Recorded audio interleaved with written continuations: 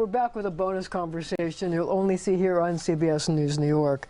So I'd like to ask you, apparently you have a new baby. I wonder how it's changed your life. Oh, in so many ways. She's wonderful. Thank you for asking. A little over 2 months old now, and really puts things in perspective. I have been dedicated to public service for a couple of decades now. Yes, you have. And we do the best we can to think about the people we represent and how life affects them. But when you feel it personally, for example, the child care issue is much more poignant to me now than. Are you getting any sleep, by the way? I am. You know, she just started sleeping through the night within the last week. Oh my God. Phenomenal. So it's nice to have a full night's sleep, but she is just a delight and a wonderful, wonderful girl.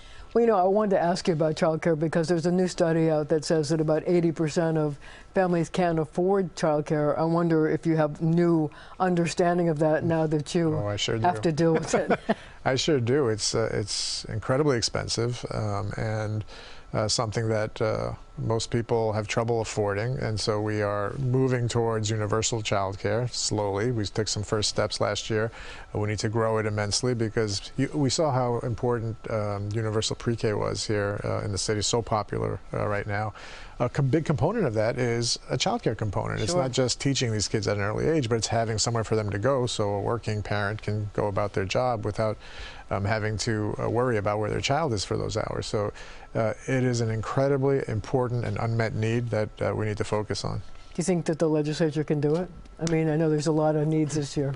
It's a cost issue, and we took some initial steps last year in this direction. We need to keep pushing to have more people be able to access childcare, but it's an incredible need that's only going to grow. And we talk about New York being expensive. The right will tell you incorrectly that all the rich people are fleeing. That's not the problem. The problem is people who can't afford to live here, working people, are leaving, much more so than the wealthy. And the reason they're leaving is they can't afford childcare, they can't afford housing, they can't afford to live their lives in a way that makes sense. So another question is this. You are a Queens boy, born and bred. If you could live any other place, any other city in the world, where would it be? Oh, do I have to leave Queens?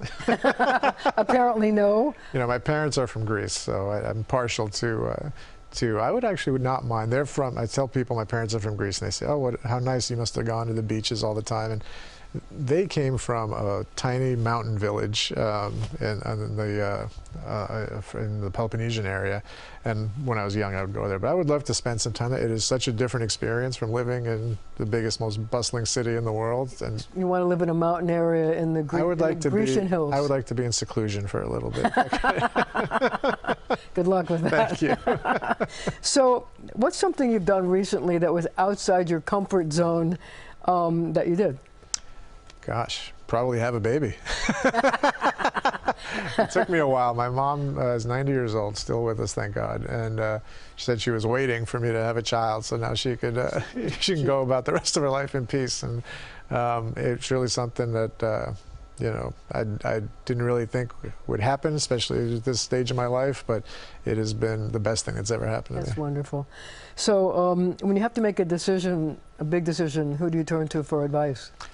I turn to the people I represent, honestly. I mean, I've been representing Western Queens for so long now that the various community leaders that are in this area I have such a kinship with them and an understanding. Because I think when you're looking for advice from someone, the most important thing is understanding that person and where they're coming from, because then you could factor in what you think they know the best, what their strengths and weaknesses are.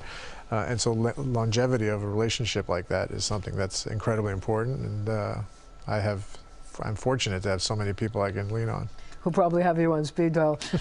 What's your favorite winter activity? Well, I'm not a skier. People ask me if I've skied. I said I have skied, but I don't ski. It was ugly the couple of times I've tried it. How about hot cocoa? No, I'm just kidding. The opposite, laying in the spa afterwards.